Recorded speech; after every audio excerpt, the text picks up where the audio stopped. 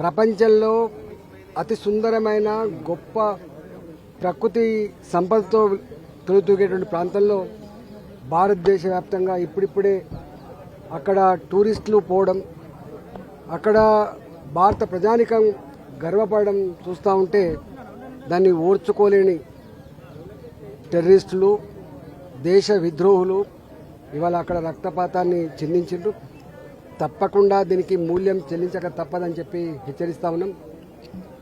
భారతదేశం సహనాన్ని, ఓపికని పరీక్షించే ప్రయత్నం చేస్తే రాబోయే కాలంలో ఏం జరుగుతుందో చవిచూడాల్సిందని చెప్పి హెచ్చరిస్తా ఉన్నాం. దొంగచాటుగా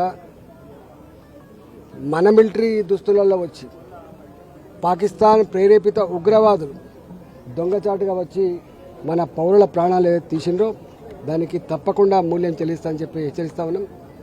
నిన్న జరిగినటువంటి ఘటన భారత ప్రజానికం గుండెలను గాయపరుస్తూ ఉంది, ఇలా ఆవేశం రగిలిపోతూ ఉంది. తప్పకుండా భారత జాతి సందర్భంగా వాళ్లకు పూర్తిగా నివాళులర్పిస్తూ వాళ్ళు చిందించిన రక్తం వృధా పోదని చెప్పి భావిస్తూ భారతీయ జనతా పార్టీ కేంద్ర ప్రభుత్వం దీన్ని తప్పకుండా ఎదుర్కొని తీరుతుందని చెప్పి తెలియజేస్తాము.